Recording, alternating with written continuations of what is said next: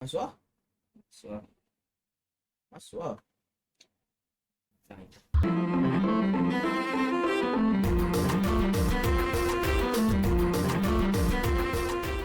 Alright. Hello, what's up guys? Hello everyone. We're back again. Alright.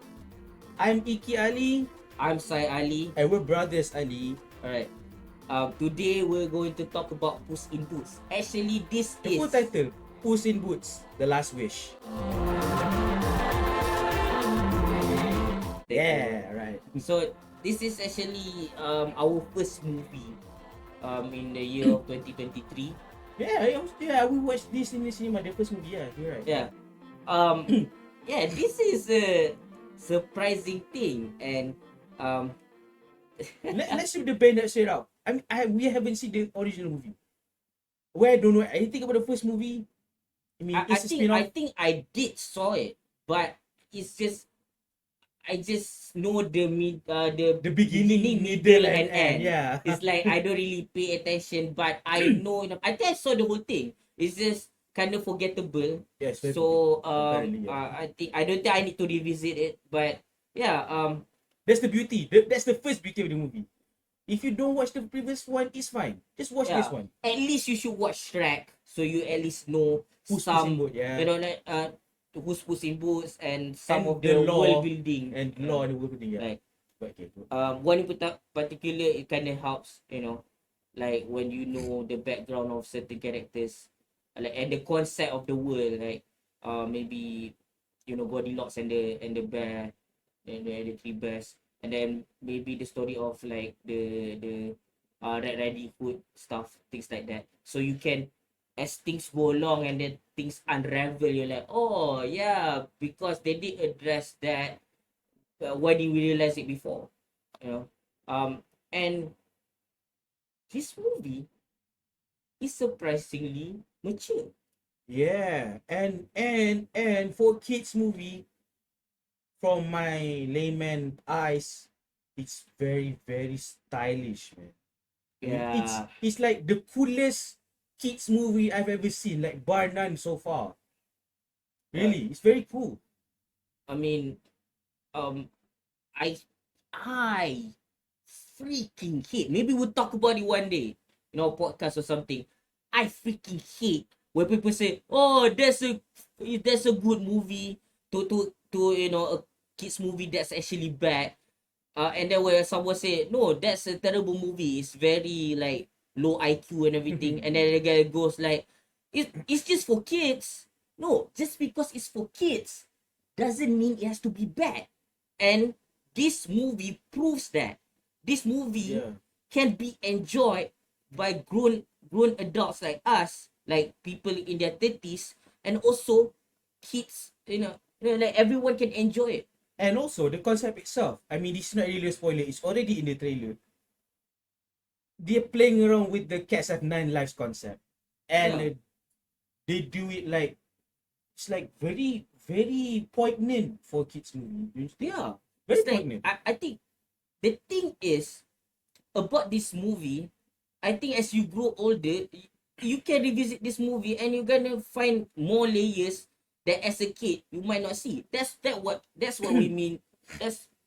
That is what we mean by it being a good kids movie, because as a kid you can enjoy the conventional things like the animation, the colours. mannerisms, the colors, the jokes and everything. But as you get older, you can understand more and more, like, oh, that's why he's really into this mission of finding this the wishing star, because he's just afraid of death. And as kids, of course, you don't understand the concept as much. You know, I know when I was younger, when I was 9, I lost my mother, and he's like 11 at the time. We are only 2 years. We have only 2 years difference. I didn't cry the whole day until I saw her corpse, and I cried nonstop. And me, I cried like few years later. Yeah, when he's a I teenager. grieve. Yeah, I mean, yeah, we all grieve at different capacities. We're not Yeah. the same people. And the thing Everyone is, different. like, and the thing is, kids mostly won't understand as much. Like I said before, like if I am an older guy, if my father died, just knowing of the, if my mother die or anyone close to me dies, just knowing the news that of their death, I'm gonna be like bawling, and like with my eyes gonna be bawling. I'm gonna cry a river or something. But if you're a kid, you might not cry until certain things happen, until some kind of trigger hits you. So that's why when this movie talks about death, but in a way still try to be a fun, pretty much light-hearted movie to somehow Yeah, somehow. Yeah. somehow that when you get older, you will understand and appreciate it way more than you do before because of this layers. Oh yeah, and the movie itself is also when we're talking about appreciation. The movie itself, when you think about it, it also talks about how to appreciate what we have, what we already have. Since it is about the last wish and wishing to have more than what we already have, and the way they explore that too is very. I like to use this word twice. I'm going to use it. Poignant. It's a fun word to say, and it's very eloquent to say. Talk about appreciating what we have. I think the main voice actor. Yeah. Let's talk shop now. The performances and probably the visuals. Let's talk about the performances. Yeah. And then I'm not talking about performances first. I'm talking about reference, Easter egg, something. Like, I tend to be is Alright. really using this platform to pay tribute to one of his most iconic characters ever, Zoro. Zoro. It's Zoro. It's Yeah, Zoro. instead of Zoro. So like they do more of the P, like they make it way more obvious than before that this is Zoro. When he plays the character, even though it's animated, and there's a bunch of people there's people drawing the concept, drawing the storyboard, Yeah. and then people like paint the actual thing, people who animate it, the director, the editor. So there's like a bunch of people, a bunch of channels you have to go through to make it happen, to make the scene go as it does. You can feel spewing the spewing of Antonio Banderas's like passion for the character Zoro. It's like it splashed through throughout the screen, pages, yeah. to the screen of like, yeah, this is my gift to you for those who are like me, who are like, I need more Zoro. There we go. Like, we have that. Wait. Are you doing a segue right now? Because you keep saying spewing. Pew. Pew. Let's talk about our favorite actress, Florence Pugh. She's freaking Goldilocks in this one. I mean, Yeah. you I mean, be a fanboy now. Tell her what you feel about her in this movie. Go ahead. the problem is, okay, usually when I want to watch a movie, the movie that I want to watch, there, for example, I would try not to watch the trailers, because just like the case of like BVS, for example, I remember people were complaining in droves where people say that all the good scenes are already spoiled, mainly the the the fight of Batman versus Superman, right? Because all of the, like, the actual fight itself, almost like 75% of it is in the trailer. Yeah. I was able to enjoy it for what it is at the time, because I did not see the trailers. But okay, as for this movie, the trailers are so bad, so generic, Yeah. that I don't know anything still about the movie coming in other than the concept of the 9 lives thing. But then my brother just give me like A ray of sunshine. no, like another type of spoiler, which is like an outside factor that has nothing to do with the movie itself. Yeah. In the sense of like the picture itself is Florence Pugh, and I am like a Florence Pugh stan, and it's like, Are we all? since he already told me that she plays Goldilocks, every time she's on screen, she's like, I can't help but like, I can't help but simp, man. Yeah. I, Where Florence Pugh Sims. I mean, Let's call it I that. mean, she. Okay, if I didn't see trolls, but from the clips that I do saw, like, I don't want to see trolls, right? So I saw the trailers. When I have people like Anna Kendrick or Justin Timberlake and everything, it feels like sometimes they just phoning it in. Like, no, Chris Pratt, from what I heard, people say it's gonna as Mario. He's being himself as Mario. Yeah, it's being Chris Pratt. It's not being Yeah. Mario. So, Yeah. but for a Spew, from my understanding, I don't know. I don't follow all of it. Although I'm just losing stand loosely. I don't really follow her career all that much. Like so But of course, so far, you seen? yeah, I've seen Midsommar and like the Marvel movies and all that. But so far I enjoy her work. It's never been bad, and even from some of the clips of the trailer of Don't Worry Darling or The Worry something, Darling, yeah. it looks kind of good. I mean, like, she's serviceable just like everyone else in that movie from what I heard, even though it's a bad movie. Um and I think I never did not enjoy her. And as Don't Worry Darling have showcased, um you know even in a bad movie she can do her job well. But in this movie, she, like, for one, she does her hopefully that I know there's like different dialects in United Kingdom, United Kingdom, yeah. but I think she's doing her original accent, original dialect. I think she's exaggerating it a bit. Yeah, exaggerating, of course, yes, yes, but she's doing her original, as I'm saying. And then on top of that, she has like a, like this cheeky, bickering between her and her family members, which is a twist because of course this is the Shrek world. Yeah. The best, as is insinuated in the stories, I think after she got found by the bear, she got mauled to death. But in this case, in this story, in the world of Shrek, they actually become family members. And they become a crime family. Yeah, a crime family. They go for that, like, alright. Okay, not Well, only am I a foreign spew stan, she speaks her own accent, probably exaggerated. And then they do the British gangsters thing. And I've been following Peaky Blinders. By the order of the Peaky Blinders. By the order of the Peaky Blinders. So you can imagine how happy I am watching, every single scene with that family in it. And one scene in particular, surprisingly enough, somewhere in a cabin where another time Goldilocks find a book. I don't know why I started crying. Probably because like I said before, I lost my mother when I was really young. So I think I can relate to that somehow. Everything that's to do with being an orphan and whatnot, I can't help but cry, man.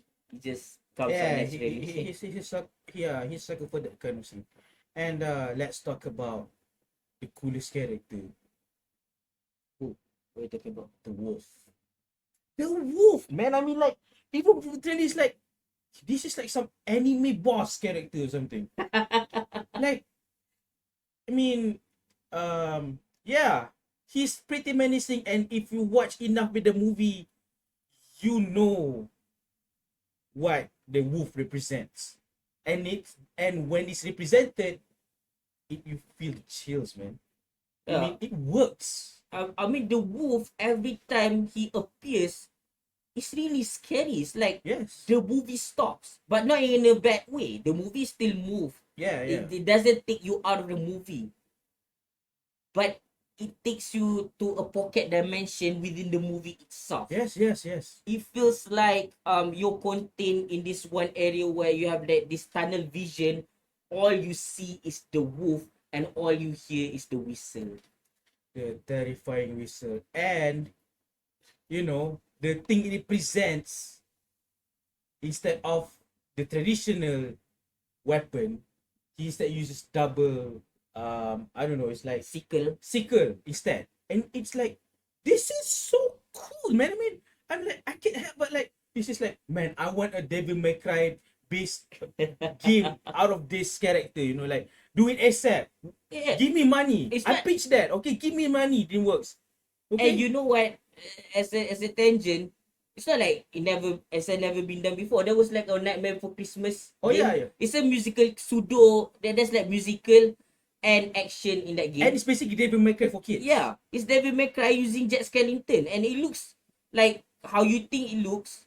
I think it would look, and it feels like Devil May Cry at the same time. It's really really well made. Oh, segue. Since we're talking about action, the fight scenes, man, it's like again very dynamic, and it reminds me of all the exciting anime angles that you could think of, man.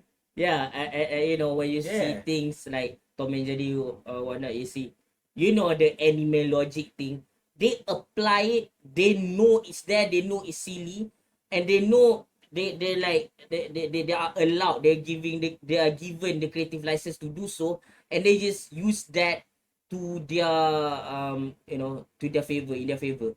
It's just like when you watch Ratatouille.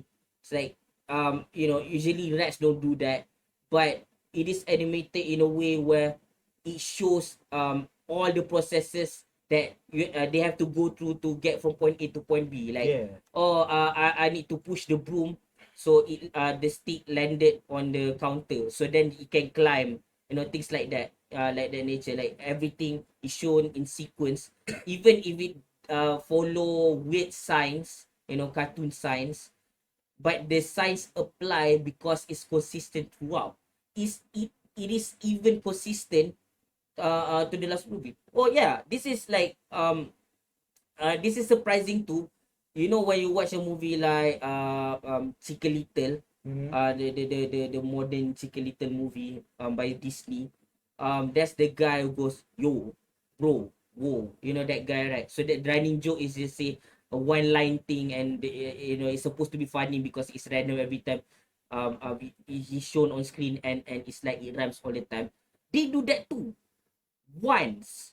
I remember in the last movie, there's a cat goes. They do that only once in this movie, just enough to give chuckle to the people who you know knows of the reference, and can relate to the first movie.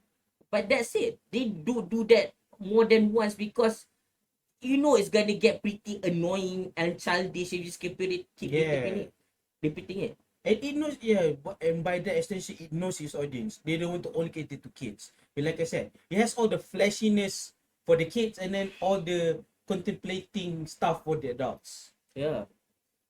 So, And then yeah, yeah, the movie it's actually a very philosophical movie, surprisingly enough. yeah, So there's actually no antagonist. You're gonna see, you know, why I say that when you see the film for yourself, I hope you do.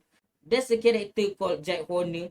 Okay, I don't know the character, but okay, that's the thing. The movie respects the audience enough to know that we come from different parts of the world, and some yes, people just don't know, you know, like European folklore, American folklore, and some people cannot relate. So they do some brief storytelling, and even like Goldilocks, they tell it multiple times, like with the you know, the phrase just right. You yeah, watch yeah, it, you know I'm talking about. It's basically talking about like the porridge is just right. It's not too hot, it's not too cold. You know that thing. So it gives you this really short what do you call it? you can call it, Synopsis in a sense. or exposition. I mean, Exposition, yeah, literally, tiny exposition, just exposition, yes, to tell people, okay, this is where this character comes from, that character comes from. yes, So apparently Jack Horner is a really sport brat. He comes from like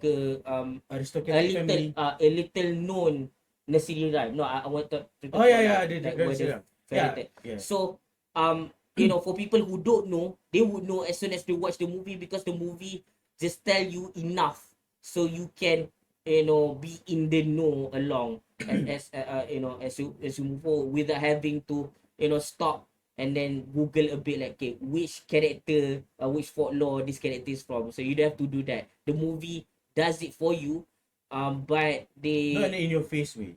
It yeah, respects us yeah, as audiences. and the movie is like, okay, when it's one thing when a movie talks about death, is another thing when the movie itself does not show any death defying stance, Yeah, which this movie has a lot of. Because even though, come on, like face facts, we know that he's not gonna die, at least not in this movie. Which is not a spoiler, it's just like a pretty obvious thing. You can just tell. Because besides the kids movie anyways. that the character is not gonna die. You know that. But it is also important still for the movie to show that there are many close calls, that he can die anytime, Yeah, which yeah, is yeah, yeah. integral to the concept, to the main philosophy of what this movie is trying to explore. Yeah.